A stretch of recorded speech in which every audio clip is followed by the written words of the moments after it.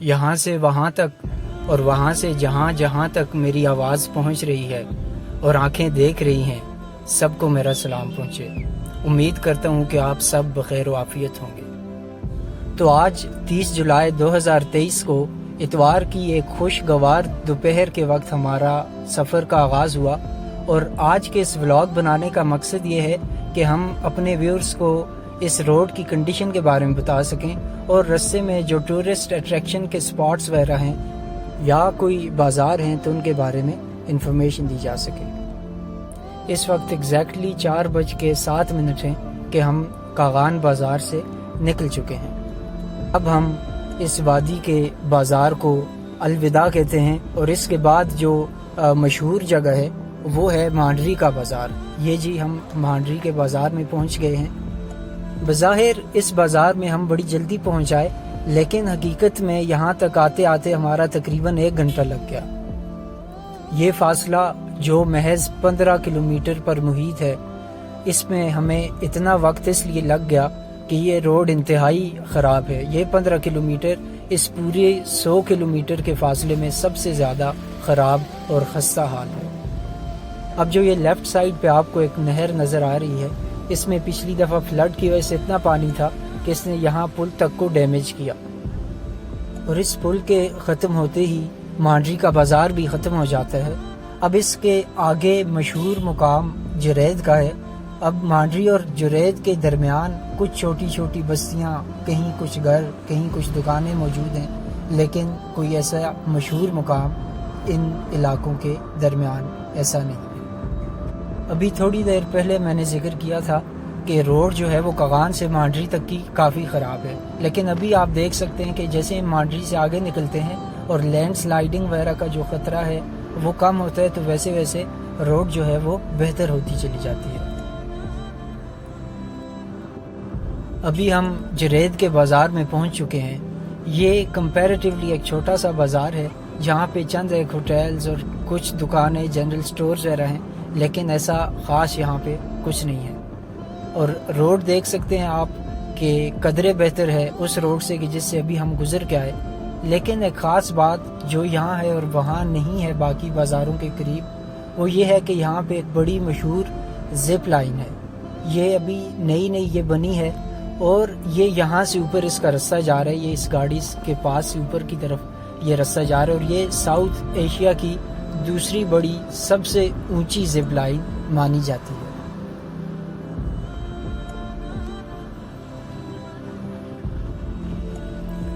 جرید سے گزر جانے کے بعد اب ہم مالاکنڈی میں پہنچ چکے ہیں۔ مالاکنڈی کی یہ روڈ دریا کی ہمراہی میں آگے کی طرف بڑھتی چلی جاتی ہے، یہاں تک کہ ہم پارس میں پہنچ جاتے ہیں۔ اور لیفٹ سائیڈ پہ آپ کو ایک سڑک کے نشانات نظر آئے ہوں گے۔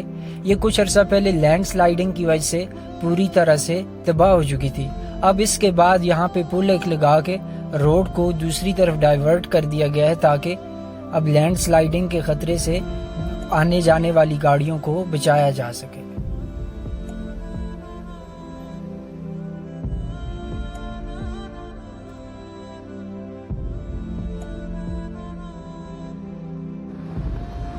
ابھی ہم لوگ پارس کے قریب پہنچ چکے ہیں۔ پارس وہ جگہ ہے کہ جہاں پہ کاغان کی اندھیر بالا ڈیم کے ہیڈ کوارٹرز وغیرہ ہیں۔ یہاں پہ چائنیز کمپنی CGGC کے ہیڈ کوارٹرز بھی ہیں، اور اس کے علاوہ یہاں پہ ایک بڑا بازار بھی موجود ہے۔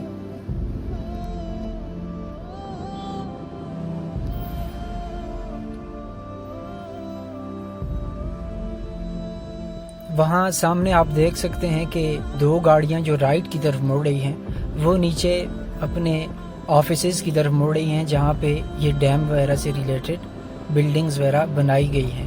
اور یہ جو لیبر آپ ہمارے سامنے دیکھ رہے ہیں، یہ بھی اسی ڈیم میں کام کرنے والے لوگ ہیں۔ اور جاتے جاتے یوں ہی خیال آیا کہ ہماری یہ وادی کس قدر حسین ہے، اور مجھے لگتا ہے کہ یہ سب سے زیادہ خوبصورت علاقہ ہے۔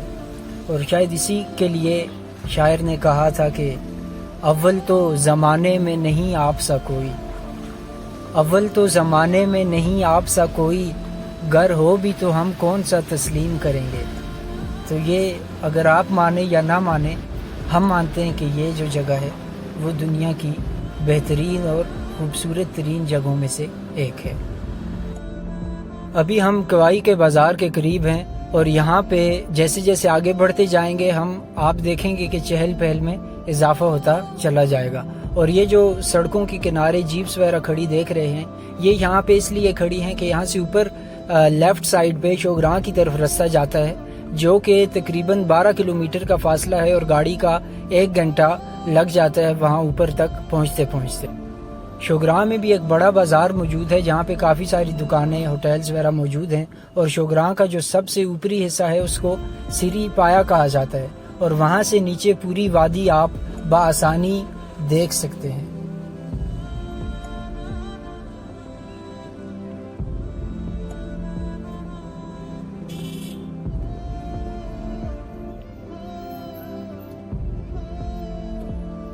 ابھی ہم کوائی بازار کے قریب پہنچ چکے ہیں اور اس بازار کے بیچوں بیچ ایک واٹر فال موجود ہے جو کہ ٹورسٹ اٹریکشن کا ایک بڑا ذریعہ ہے، اور لوگ جو ہیں وہ کافی بڑی تعداد میں یہاں رکنے کو پسند کرتے ہیں، اور زیادہ تر لوگ یہاں کچھ نہ صحیح تو 1 آدھ گھنٹہ یہاں ضرور اس پانی میں بیٹھ کر انجوائے کرتے ہیں۔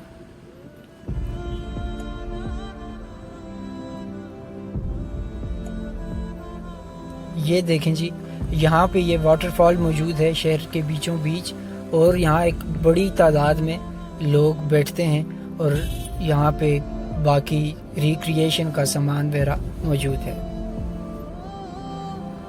اب ہم سفر کرتے کرتے کاغان سے کافی دور پہنچ چکے ہیں، لیکن کاغان کا لفظ ہماری زبانوں سے اتر نہیں رہا، تو آپ کو چلیے بتاتے ہیں کہ لفظ کاغان کا مطلب کیا ہے۔ اصل میں کہا جاتا ہے کہ یہ جو لفظ ہے کاغان، یہ 2 فارسی کے الفاظ سے مل کے بنا ہے جو کہ تھے کوہ کان۔ کوہ کا مطلب ہے پہاڑ اور کان کا مطلب ہے مائن، یعنی یہ پہاڑوں کی ایک مائن، یعنی بہت سے پہاڑ یہاں پہ موجود تھے، تو اس وجہ سے اس کو کوہ کان کہا جاتا تھا، اور آہستہ آہستہ وہ لفظ جو ہیں وہ ڈی جنریٹ ہوتے گئے اور وہ کاغان لفظ میں بدل گئے۔ تقریباً آدھا سفر جو ہے وہ گزر چکا ہے، اور ان پہاڑوں کی چوٹیوں کو دیکھ کر مجھے ایک شعر یاد آ گیا جو کہ میں آپ لوگوں کو سنانا چاہوں گا۔ وہ ہے کہ تم نے وہ آنکھیں نہیں دیکھیں وگرنہ تم نے وہ آنکھیں نہیں دیکھیں وگرنہ تم بھی ڈوب جانے کو کناروں پہ فضیلت دیتے۔ اور ہمارے ویورز میں سے بھی اکثر لوگوں نے یہ چوٹیاں نہیں دیکھی، وگرنہ وہ لوگ بھی میدانوں پہ ان پہاڑوں کو فضیلت دیتے۔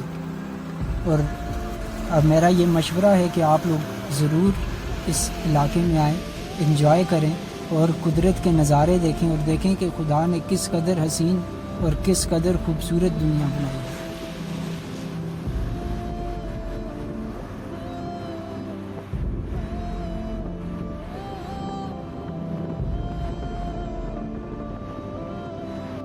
ابھی ہم بالاکوٹ کے قریب پہنچ چکے ہیں اور یہاں پہ ایک اور واٹر فال موجود ہے، اور اس کے اثرات نیچے آپ کو روڈ کی خرابی میں نظر آ رہے ہیں، اور کہیں کہیں پہ ان واٹر فالز اور لینڈ سلائیڈنگ کی وجہ سے روڈ خراب ہے، لیکن اس کے علاوہ جو باقی روڈ ہے وہ کافی حد تک ٹھیک ہے اور آسانی سے ہر ایک گاڑی وہاں سے گزر سکتی ہے۔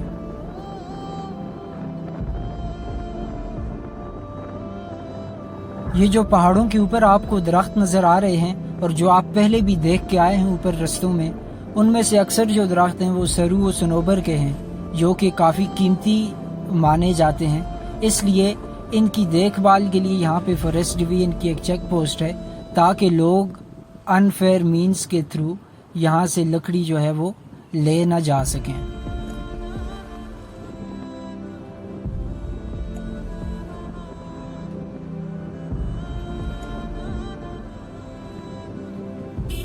ابھی ہم لوگ وادی کاغان کے شہر دروازے یعنی بالاکوٹ میں پہنچ چکے ہیں، اور آپ دیکھ سکتے ہیں اپنی رائٹ سائڈ پہ اور لیفٹ پر بھی کہ عمارتیں ایک بڑی تعداد میں یہاں پہ تعمیر کی گئی ہیں، اور یہاں پہ نسبتاً زیادہ بڑی آبادی ہے ان تمام آبادیوں سے، ان بستیوں سے جو کہ اس سے پہلے گزر چکی وادی کاغان میں۔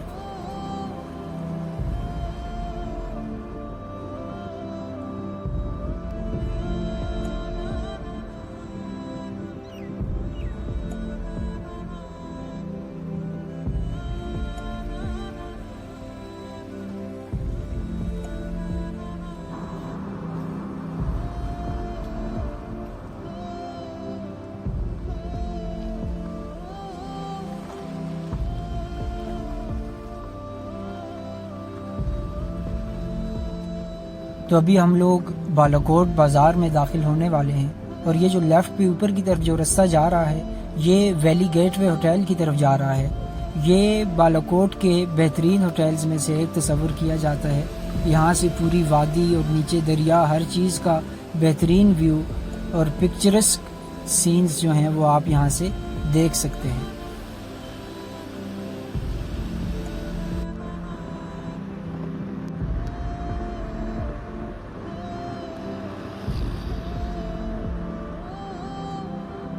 ابھی ہم لوگ بالاکوٹ بازار سے تقریباً نکل چکے ہیں اور آہستہ آہستہ اپنی منزل کی طرف گامزن ہیں۔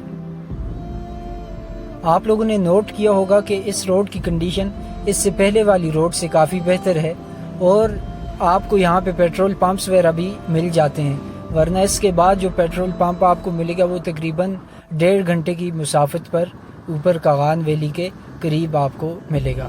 اب دوبارہ سے ہمارا جو سفر ہے وہ دریا کے کنارے سٹارٹ ہو چکا ہے، اور یہ جو علاقہ ہے یہ بیسیاں اس کو کہا جاتا ہے، یہ بالاکوٹ سے بالکل آگے موجود ہے، اور یہاں کی روڈ وغیرہ اور یہاں کی سینری بھی دیکھنے لائق ہے۔ اب دیکھیں کہ سورج ڈوب رہا ہے، لیکن اس کے باوجود ہر چیز کس قدر نکھری نکھری اور روشن روشن نظر آ رہی ہے۔ تو یہ دیکھتے ہوئے مجھے ساغر صدیقی کا ایک شعر یاد آ گیا کہ میرے عزیزو میرے رفیقو، چلو کوئی داستان چھیڑو، غم زمانہ کی بات چھوڑو، یہ غم تو اب سازگار سا ہے، چلو کہ جشن بہار دیکھیں، چلو کہ ظرف بہار جانچیں، چمن چمن روشنی ہوئی ہے، کلی کلی پہ نکھار سا ہے۔ اور بارش کے بعد سورج کی چمک سے یہ گرینری واقعی بہت خوبصورت نظر آ رہی ہے۔